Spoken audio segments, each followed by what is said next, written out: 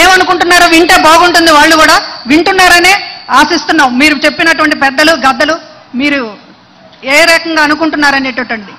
ఇంకా అన్న అక్క మీరు ఎవరైనా మాట్లాడతారా? ఇక్కడ మైక్ ఇవ్వండి. అదిగో తీసుకో. జగనన్న నీకు నా వందనాలన్నా. నా భర్త చిన్నపిల్లప్పుడు వదిలేసి వెళ్ళాడన్నా. నేను చాలా బాధలు పడ్డా.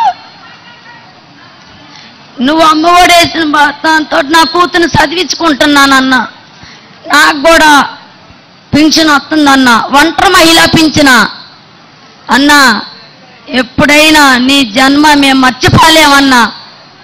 అన్నా మీకు రుణపైన ఉంటాం అన్నా. నేను జగనన్న నా కూతురు డిగ్రీ సెకండ్ ఇయర్ చదువుతుంది అన్నా. నాకు రూపాయి ఖర్చు లేకుండా నీ డబ్బులతో నేను చదివిస్తున్నానన్నా నా కూతుర్ని. ఎప్పుడైనా నువ్వే ఉండాలన్నా మాకు అన్నా.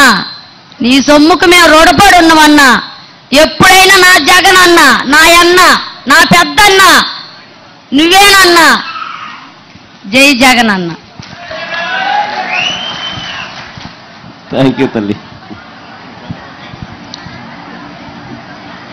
ఇంటింటికి లబ్ధి చేకూర్చడం మన జగనన్న లక్ష్యం. చంద్రబాబు గారు ఒకసారి చీరలు పంచుతామని చెప్పి తీసుకొచ్చి ఎంతమందిని తొక్కిసలాటలో చంపేశారో మీకు తెలుసు. ప్రతి సంక్షేమం ఇంటికి చేరాలనేటటువంటిది మన ముఖ్యమంత్రి మనన్న చేసిన ఆలోచన తప్ప మరొకరెవరు కూడా చేయలేదని తెలియజేస్తూ మైక్ ఎవరి దగ్గర ఉందో ఒక్కసారి చెయ్యొద్దాను. నువ్వు మాట్లాడతావు బాబు మైక్ ఒకసారి. ముందుగా